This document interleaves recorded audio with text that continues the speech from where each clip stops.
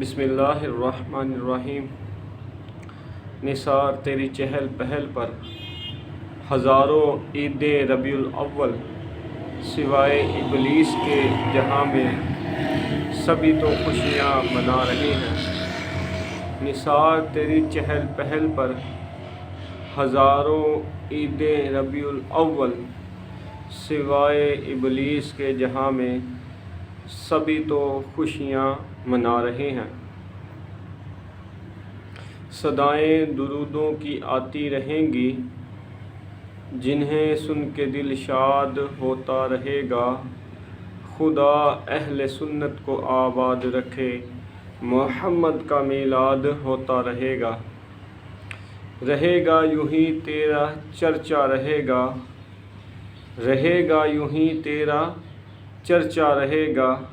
پڑے خاک ہو جائیں جل جانے والے۔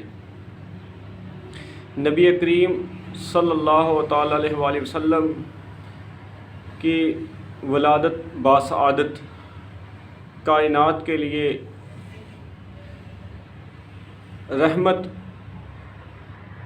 اور جن و انس کائنات میں جتنی مخلوق ہے ان کی طرف اللہ تبارک و تعالیٰ نے آپ صلی اللہ علیہ وآلہ وسلم کو رحمت بنا کر بھیجا۔ آقا علیہ الصلوۃ والسلام کی ولادت سے پہلے لوگ بیٹی کو زندہ درگور کر دیا کرتے تھے۔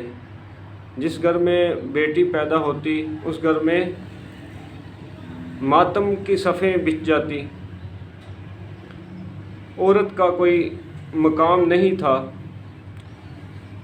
جاہلیت کا دورہ تھا، ہر طرف تاریکی ہی تاریکی تھی۔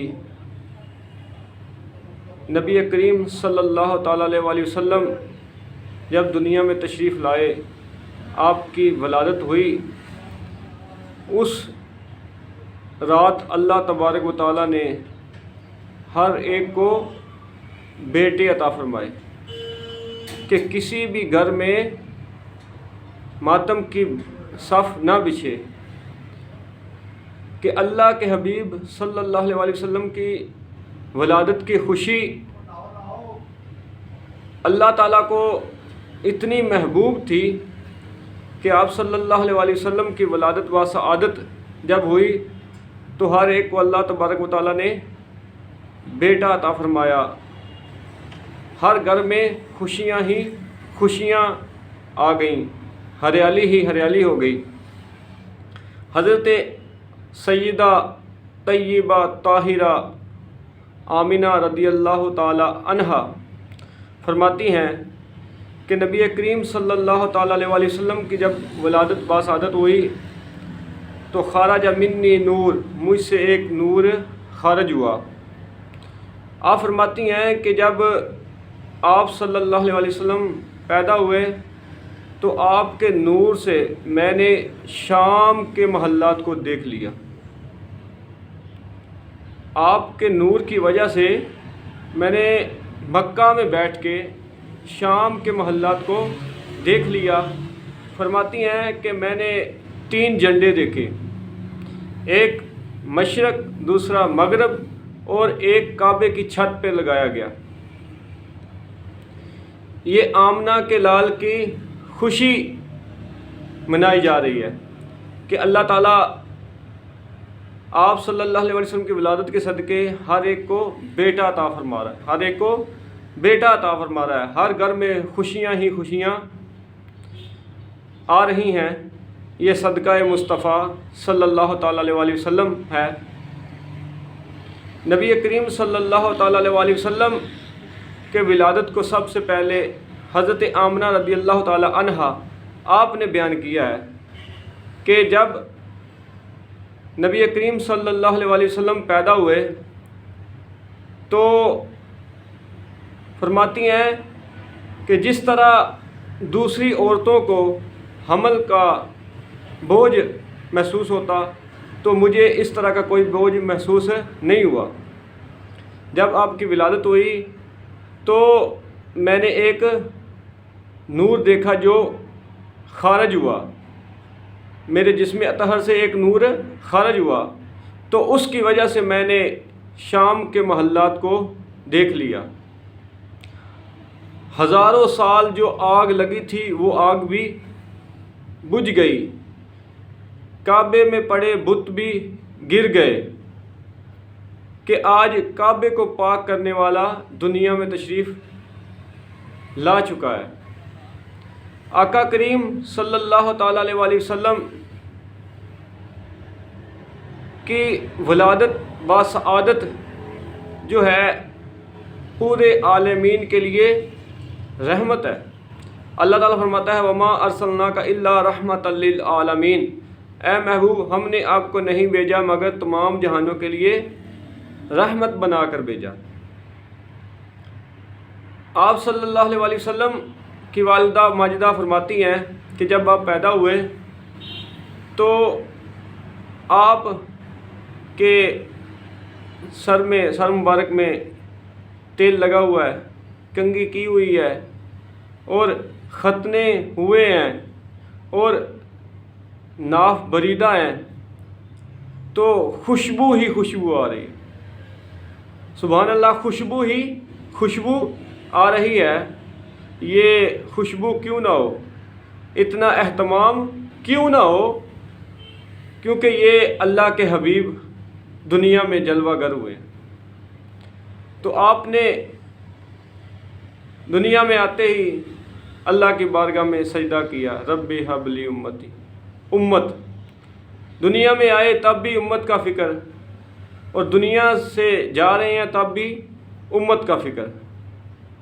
تو آج ضرورت اس عمل کی ہے کہ اپنے نبی کے ساتھ وفا کی جائے، اپنے نبی کی تعلیمات کے ساتھ وفا کی جائے۔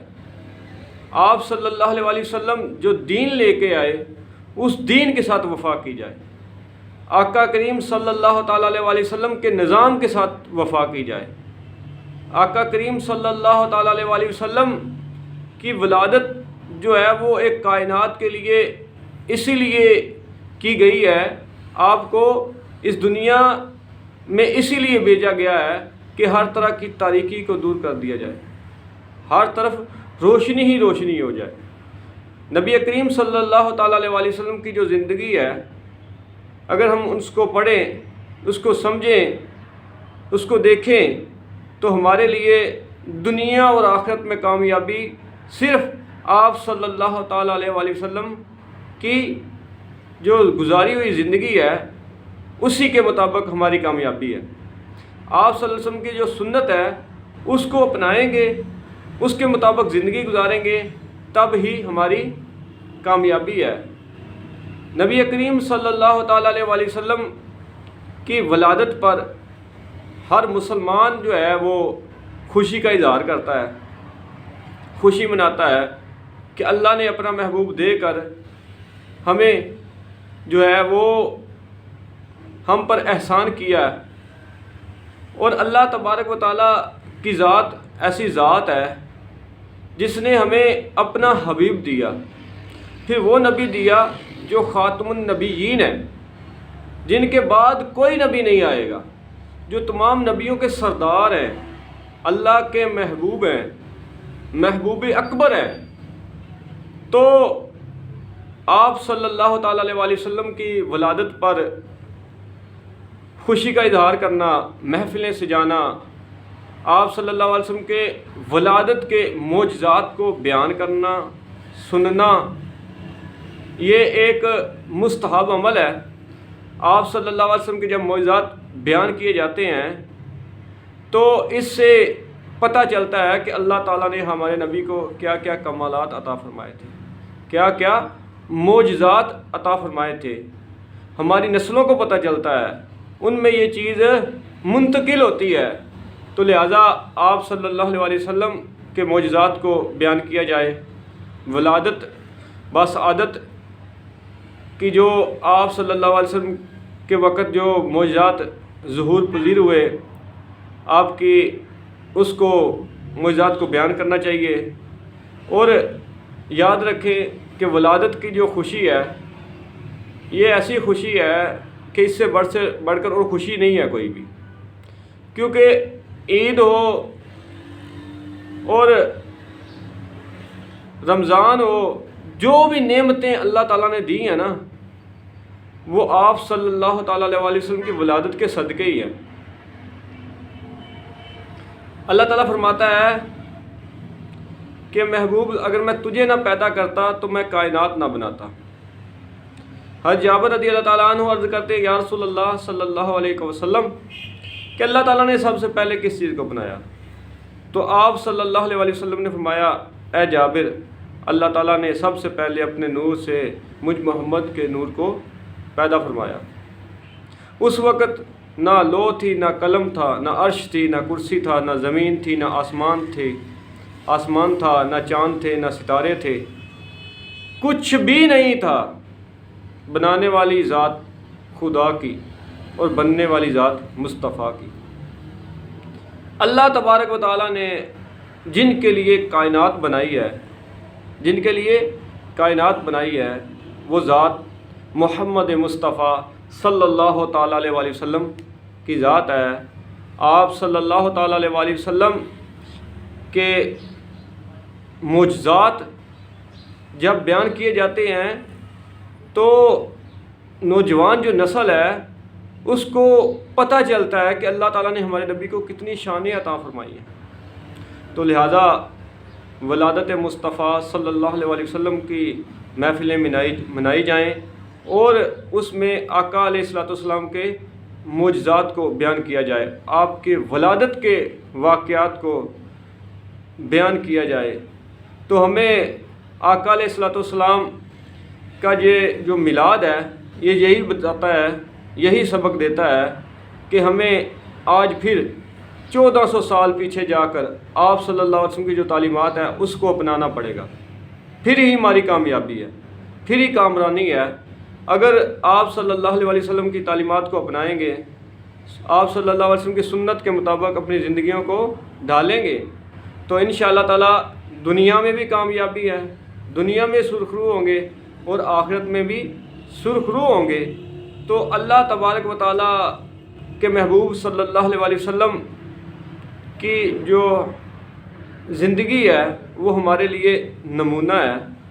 تو ہر مسلمان کو چاہیے کہ اپنے نبی کے رستے پہ آ جائے۔ مغربی جو تعلیمات ہیں ان کو چھوڑ کر آقا کریم صلی اللہ تعالیٰ علیہ وسلم کی تعلیمات پر جب ہر مسلمان اپنے نبی کے رستے پر آ جائے گا، سنت کو اپنا لے گا، تو دنیا جو ہے یہ کچھ بھی نہیں ہے۔ اللہ تعالیٰ ہر چیز اس کے تابع کر دیتا ہے۔ جو اللہ تعالیٰ کے محبوب صلی اللہ علیہ وسلم کی تعلیمات کے مطابق اپنی زندگی کو گزارتا ہے، جو اللہ رسول سے محبت کرتا ہے، اس کی دنیا میں بھی کامیابی ہے، آخرت میں بھی کامیابی ہے۔ یاد رکھیں کہ آقا کریم صلی اللہ تعالیٰ علیہ وسلم کی جو زندگی مبارک ہے وہ ہمارے لیے نمونہ ہے، اور جو ہمارے ہیرو ہیں وہ نبی کریم صلی اللہ تعالیٰ علیہ وسلم کی ذات ہے، جنہوں نے تمام عالم کفر کو بدل کر رکھ دیا، تمام عالم کفر کو بدل کر رکھ دیا۔ جس جگہ جس وقت ہر بندہ، اس وقت جو لوگ تھے وہ بتوں کے پجاری تھے، تو نبی کریم صلی اللہ تعالیٰ علیہ وسلم نے اس وقت وہ تبلیغ کی، دین کو پھیلایا، تو 1400 سال گزر گئے ہیں آج۔ تو آپ صلی اللہ علیہ وسلم کی تعلیمات کا یہ نتیجہ ہے، تبلیغ کا یہ نتیجہ ہے کہ ہر ملک میں، دنیا کے ہر کونے میں مسلمان پایا جاتا ہے۔ تو ہماری جو کامیابی ہے وہ نبی کریم صلی اللہ تعالیٰ علیہ وسلم کے مشن کے ساتھ ہے، آپ صلی اللہ علیہ وسلم کی تعلیمات کو عام کرنے کے ساتھ ہے، دین اسلام کو پھیلانے کے ساتھ ہے۔ تو اللہ تعالیٰ ہمیں آقا کریم صلی اللہ علیہ وسلم کی ولادت پر آپ صلی اللہ علیہ وسلم کے معجزات کو بیان کرنے کی توفیق عطا فرمائے۔ اور آقا کریم صلی اللہ علیہ وسلم کی جو ذات ہے، یاد رکھیں اگر ان سے تعلق مضبوط ہوگا تو تب ہی ہمارا جو تعلق ہے وہ اللہ تعالیٰ سے مضبوط ہو سکتا ہے، کیونکہ اللہ تعالیٰ کے محبوب صلی اللہ علیہ وسلم کا فرمان ہے کہ جب تک تم ہر چیز سے بڑھ کر ہر چیز سے بڑھ کر مال دولت اور جو اولاد ہے ہر چیز سے بڑھ کر، حتیٰ کہ جو تمہاری جان ہے اس سے بڑھ کر اگر اللہ کے محبوب کو محبوب بناؤ گے تب بھی کامیابی ہے۔ تو ہماری ہر چیز سے بڑھ کر جو ہے وہ محبت کا، پیار کا حقدار ہے، جو ذات حقدار ہے وہ نبی کریم صلی اللہ علیہ وسلم کی ذات ہے۔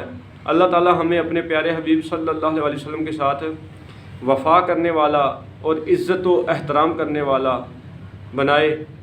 نیک لوگوں کا، بزرگان دین کا، صحابہ کا، اہل بیت کا ادب جو ہے نا وہ سب سے بڑی جو ہے وہ سب سے بڑا کرینہ ہے، وہ سب سے بڑی بات ہے کہ ہر چیز سے بڑھ کر ایک ادب ہے۔ اگر ادب ہوگا تو انشاءاللہ تعالی ادب کی وجہ سے اللہ تبارک و تعالی اپنے نیک بندوں کے ادب کی وجہ سے بھی اللہ تبارک و تعالی آسانی فرما دے گا۔ ہمیں چاہیے کہ ہم نبی کریم صلی اللہ تعالی علیہ وسلم کی تعلیمات کے مطابق اپنی زندگی کو ڈالیں۔ اللہ کے محبوب صلی اللہ علیہ وسلم کے جو صحابہ ہیں، اہل بیت ہیں، بزرگان دین ہیں، ان کا ادب و احترام ملحوظ خاطر رکھیں۔ اللہ تعالی ہم سب کو دین اسلام کی صحیح سمجھ عطا فرمائے، آمین۔